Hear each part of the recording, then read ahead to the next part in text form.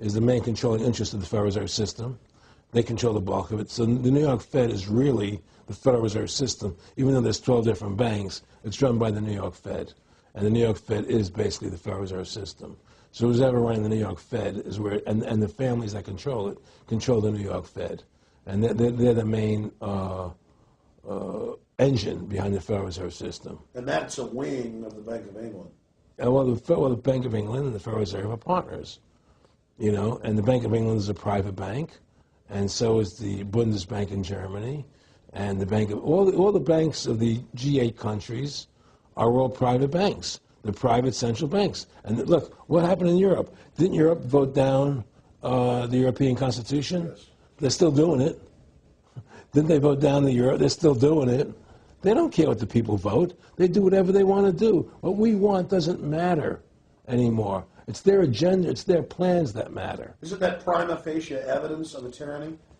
Well, there's no question we're in tyranny. There's no question we're living in a world where the American citizen is no longer a free individual human being to do the things that they wish to do. You know, we're slaves, and it's getting worse. What do we got to do to bring these people down? In my opinion, you must shut down the Federal Reserve System. And I think that there has to be an uprising. There has to be an uprising. People have to stand up. I can't do it alone. You can't do it alone, Alex. And we need to get a majority of people, not a majority of people, but... It was 5% won the war against the British, a highly motivated group. But I agree, people have got to get angry first. I mean, not just, yeah, we know it's corrupt and that lackadaisical. We got to get pissed. People don't seem to have the courage to do what they have to do, you know? I want to say you've got a lot of courage. Well, thank you. You know, I don't know if I have a lot of courage. I just have I want to thank you for what you're doing for my family. Well, I have a sense of conscience, and I have a sense of justice. You know, I get nervous about what I do, but I do it because there's no other choice. You know, I couldn't live with myself if I didn't do it, you know? But the fact of the matter is, I mean, I've ostracized myself pretty much from Hollywood. You know, people are afraid to deal with me in Hollywood a lot because of what I do and the things I say. You know, I don't go along with routines. You know, a lot of people in Hollywood know the truth. They're not willing to stand up and speak about it. You know, I know many of them have seen my movie, you know, and they know I'm right, and they won't talk about it because everybody's afraid. Everybody's afraid because they think that this money they get, these Federal Reserve notes, are really money, and they think they have a comfortable lifestyle, and they're afraid to change. You know, they're afraid to stand up for what's right. And until people are willing to stand up and have the courage to do what they need to do, it's not going to change. And hopefully, you know, what you're doing, what I'm doing, what other people like us are doing, can affect the change that people will stand up and say, hey, I've had enough. The thing is, we have one advantage. That they need us to cooperate. See, if we don't cooperate with them, they can't win.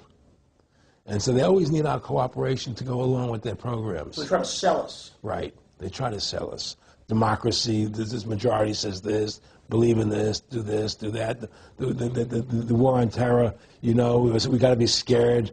You know, they're always trying to do things to sell us so that we'll go along with them. And once we learn not to cooperate with them, then we win the game. And that's the point. Don't cooperate with them. Don't go along with the program anymore. Stop it. Join forces. You and I should run for president and vice president and take over this country and bring freedom back to this country. You know, that's what it takes. Two people like you and I, statesmen, who believe in freedom, who believe in Thomas Jefferson and the Constitution and the Founding Fathers to make this country whole again. Because right now it's in the grip of the evil ones, you know. And the only way to stop that is for good men to stand up. Was Edmund Burke said, evil can only thrive when good men do nothing? Yes. Right? No, well, we've got to do something. That's what it is, you know. Silence is golden, but when it comes to your freedom, it's yellow. You know, we have to stop being scared. We have to stand up and do what's necessary to take back, to stop these bankers, these elite, this government full of lies, congressmen full of liars, you know. People destroying our borders, you know, creating a government. I mean, imagine this. Here you are in America, and they're combining America, Canada, and Mexico into one country, the North American Union, and the American people don't know anything about it. It's not even in the press. They'd rather talk about Rosie O'Donnell and Donald Trump calling each other names than discussing the fact that we're merging into one country. The press doesn't even report it. Or that Paris Hilton doesn't wear underwear. Yeah, Britney Spears. But I mean, who cares? I mean, the fact of the matter happens to be that tells you how controlled the media is. Here you are combining America, Canada, and Mexico into one country, and you don't see it in the press. Unless maybe it's Lou Dobbs. You don't see it in the press. You just don't see it. It should be the top story everywhere. Everywhere, and not a word about it, really. Why? That tells you there's the evidence that it's controlled. They don't want the American people to know what's going on. That's why they don't protect our borders. That's why we're losing our Constitution, the very document that secures our freedoms. Well, I think if you analyze the situation, and if you realize that since the Federal Reserve has come into being in 1913, illegally, without a constitutional amendment, by bribing a few senators during Christmas vacation, they turned over the most important power that the American government has, the creation and issuance of money, to a private bank. Through that private bank issuing money, they have destroyed this country. They have destroyed the purchasing power of the money in this country. They've created social programs that are destroying this country. Now, they've taken over our government, both Republicans and Democrats. There's no difference anymore between the two parties. They control both parties. It doesn't matter to them which one wins, because who's ever running for president will be someone they anoint, okay? Whether it's Hillary Clinton or John McCain running for president next year, they're going to be people that are going to do what they want them to do.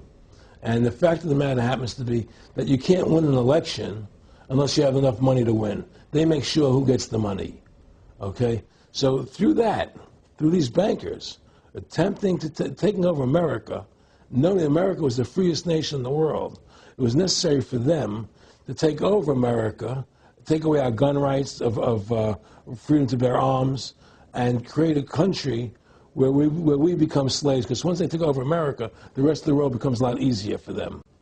And so, by creating 9/11, an event to terrify the American people that were being attacked by terrorists, you create a world where there's an enemy that can never be pinpointed.